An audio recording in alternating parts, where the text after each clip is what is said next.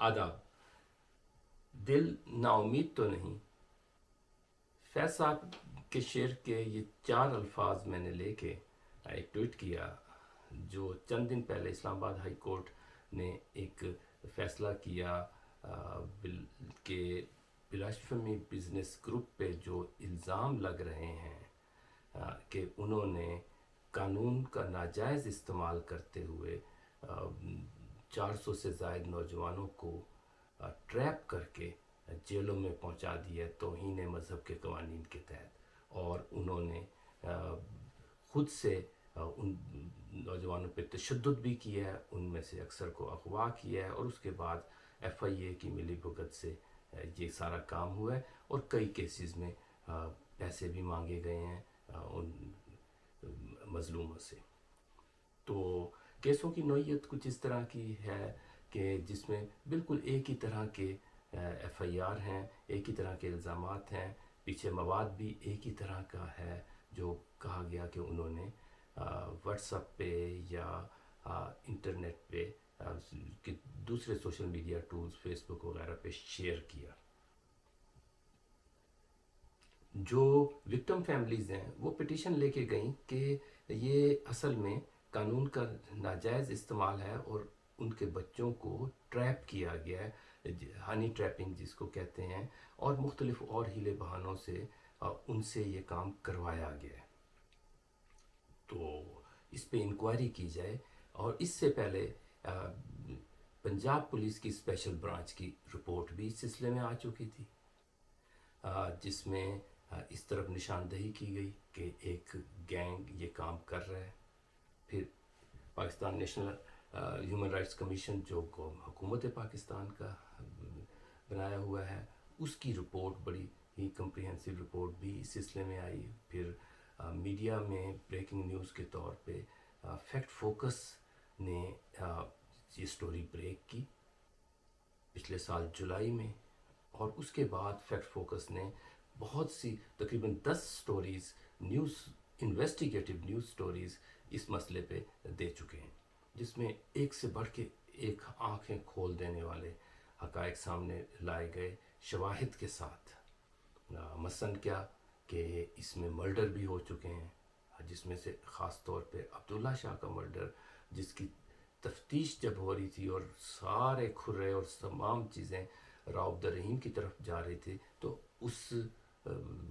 मकतूल के वालिद को भी पे भी तौहीन का इल्ज़ाम लगा दिया कि FIR कर दी गई, और उसके बाद उसको मजबूर कर दिया गया कि वो केस से पीछे हट जाए, और इस तरह तफ्तीश रुक गई। और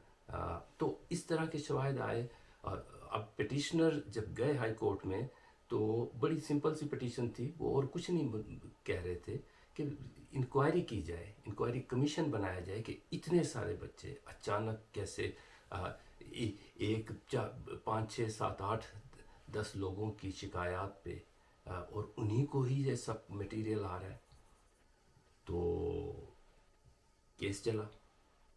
और उसके बाद 2-3 पेशियों के बाद ही जज साहब का ने कहा कि भी ये बड़ा माकूल बात लगती है। गवर्नमेंट से पूछा, गवर्नमेंट ने कहा हमें इस कमीशन बनाने में कोई एतराज़ नहीं है। लेकिन फिर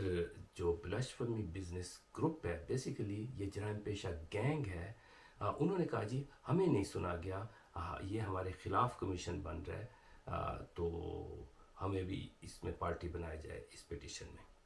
तो जज साहब ने कहा ये आप इंक्वायरी कमीशन में ये चीज़ें अपनी सफाई पेश करने का आपको पूरा मौका दिया जाएगा। लेकिन उन्होंने इसरार किया, तो फिर लंबी कार्रवाई चली और उनको मौका दिया गया। इस दौरान 2 दर्जन से ज़ायद वकला पेश हुए ब्लास्फेमी बिजनेस ग्रुप की तरफ से। उन्होंने 29 दिन तकरीबन इसमें काउंट करके हमने जब देखा तो 29 दिन उन्होंने इस पे अपनी बात रखी, और जिस उन 29 दिनों में से 12 दिन ऐसे थे कि जिसमें पिटिशनर्स के लायर्स भी उनके साथ अपनी उनको भी बात करने का कुछ मौका दिया गया। फिर उसके बाद 10 दिन तक पिटिशनर्स के पिटिशन के हक़ में जो लायर्स थे उन्होंने गवाही दी, उन्होंने अपनी बात रखी अदालत के सामने, और अदालत ने آخر میں فیصلہ کر دیا کہ انکوائری کمیشن 1 مہینے کے اندر حکومت بنائے اور 4 مہینے کے اندر یہ کمیشن جو ہے اپنی رپورٹ پیش کرے،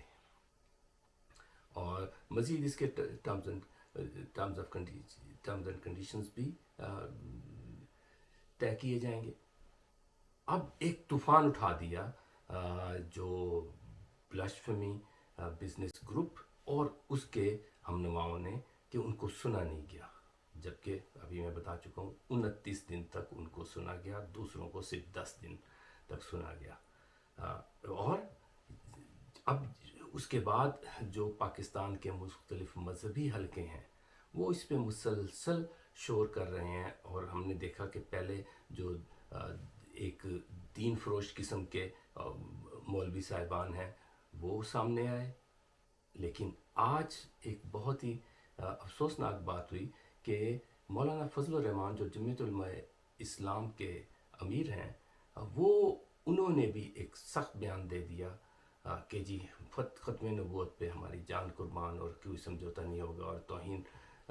کے قوانین پر کوئی سمجھوتا نہیں ہوگا۔ بھائی نہیں ہوگا، اور یہ فیصلہ واپس لیا جائے۔ اب مزے کی بات یہ ہے کہ یہ فیصلہ نہ تو ختم نبوت سے متعلق ہے، دور دور بھی اس کا کوئی تعلق نہیں ہے،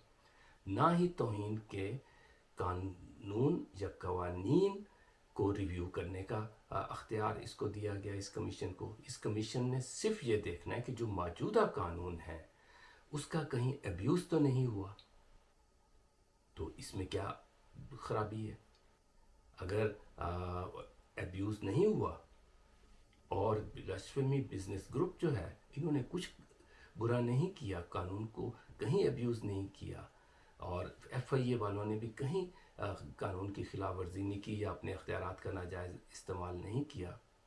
تو ان کو پریشان ہونے کی کیا بات ہے؟ یہ تو ان کے پاس تو ڈاکومنٹیشن ساری موجود ہے۔ لیکن مسئلہ یہاں یہ ہے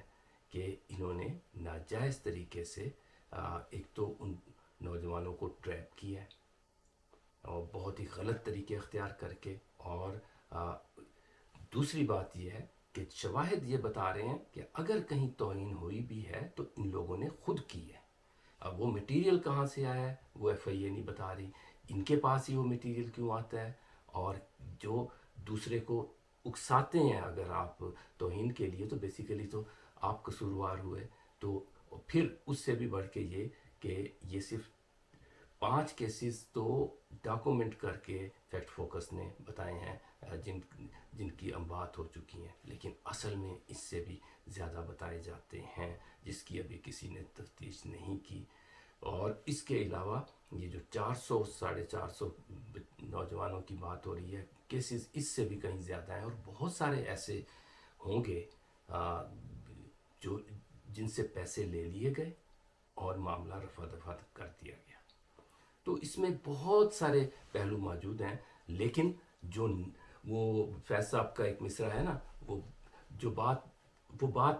جس کا سارے فسانے میں ذکر نہ تھا، وہ بات ان کو بہت ناگوار گزری ہے۔ یعنی کہ اس سارے معاملے میں نہ توہین کے قانون کو ریویو کرنے کا مسئلہ ہے، کمیشن اس بات پہ بن ہی نہیں رہا، اور نہ ہی اس بات ختم نبوت کے ایشو پہ، وہ بالکل الگ بحث ہے، عدالت اس کو دیکھ ہی نہیں رہی، وہ تو آئین میں ہی لکھ دیا گیا ہے۔ تو یہ لوگوں کو گمراہ کرنا، مولانا فضل الرحمان جو کہ یقیناً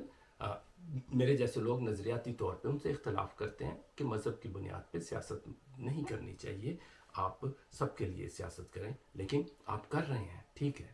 لیکن آپ اگر دیکھیں جمعیت علماء ہند کی روایت سے آپ جڑے ہوئے ہیں، جو کہ بڑی ہی کیا اسے کہنا چاہیے قانونی قسم کی سیاسی جدوجہد کرتی رہی ہے، اور مولانا فضل الرحمان خود ایم آر ڈی کا حصہ رہے آپ تو، اور جمہوریت کے لیے آپ کی جدوجہد ہے، ہم اس بات پہ آپ کو سلام پیش کرتے ہیں۔ لیکن اس طرح کے دین فروش لوگوں کے ہاتھ میں آ کے اور آپ اس طرح کے بیانات دے رہے ہیں اور لوگوں کو اشتعال میں لا رہے ہیں، خدا را اس پہ غور کریں۔ میں آج دیکھ رہا تھا کہ جو یہ مظلوم ہیں جو جیلوں میں 2 سالوں سے اس سے بھی زیادہ سے جیلوں میں بند ہیں اور موت کی کوٹڑی میں، ان کی مائیں تڑپ رہی تھیں اور وہ کہہ رہی تھیں کہ ہمیں بتائیں مولانا فضل الرحمان صاحب سے ہم کس طرح جائیں اور ان کو ہم صورتحال بتائیں۔ آپ کو یہ لوگ آ کے چند تصاویر دکھا رہے ہیں کہ یہ دیکھو توہین ہوئی۔ بھائی ہم نہیں کہہ رہے کہ توہین نہیں ہوئی، توہین ہوئی ہوگی، تو کمیشن نے دیکھنا ہے کہ یہ کس نے توہین کی ہے۔ اور جو انکوائریز ابھی تک ایف آئی اے نے کی ہیں، ایف آئی اے نے اسی عدالتی کارروائی کے دوران بتایا کہ جو الزام لگا رہا ہے اس کا فون ہی نہیں دیکھا گیا، اور یہ جو ملزم ہیں وہ بتا رہے ہیں کہ یہ تو ہمیں کہا، انہوں نے کہا گروپ میں شامل کیا، واٹس ایپ کے گروپ میں اکثر صورتوں میں، اور وہاں یہ مواد شیئر ہوا، اور پھر مجھے ایڈمن نے کہا کہ نہیں یہاں تو ایسا نہیں ہوتا، اور جب ہم اس نے ان کو بتایا کہ بھی یہ ہو رہا ہے، انہوں نے کہا اچھا مجھے فارورڈ کریں، تو انہوں نے وہ امیج دوبارہ فارورڈ کیا تو انہوں نے بہت سکرین شاٹ لے لیے۔ تو اس طرح کی باتیں ہیں، ان کی تفتیش ہونی چاہیے۔ یہ ختم نبوت کا مسئلہ نہیں ہے، یہ قانون کو ریویو کرنے کا مسئلہ نہیں ہے۔ میں پھر کہہ دوں کہ ان والدین اور ان مظلوموں کے عزیزوں رشتہ داروں جو یہ پٹیشن لے کے گئے ہیں، ان کا کہیں وہ یہ نہیں کہہ رہے کہ اس قانون کو ریوائز کرو یا ختم نبوت کے ایشو پہ بات کرو۔ ہاں، میرے جیسے لوگ جو سمجھتے ہیں کہ پاکستان میں یہ جو توہین کے قوانین بنائے گئے ضیاء الحق کے دور میں، اس میں بہت سکم موجود ہیں، ان کو ڈیزائن ہی اس طرح سے کیا گیا ہے کہ اس سے فساد ہی پیدا ہو سکتا ہے، تو اس پہ یقیناً ریویو ہونا چاہیے۔ وہ میرے جیسے لوگوں کا مطالبہ ہو سکتا ہے، لیکن یہ جو کمیشن بنا ہے اس کا اس سے کوئی تعلق نہیں ہے۔ خدا را دین فروشوں سے محتاط رہیں، اور جو علماء سو نہیں ہیں ان کو چاہیے کہ ان مظلوموں کی بات سنیں اور حق اور انصاف کی بات کریں، نہ کہ دین فروشوں کی باتوں میں آ کر، اور ملک میں جو پہلے ہی عدم استحکام کا شکار ہے اس میں مزید فساد کا موجب بنے، اور ان مظلوموں کی بد دعائیں سے بچیں آپ۔ خدا حافظ۔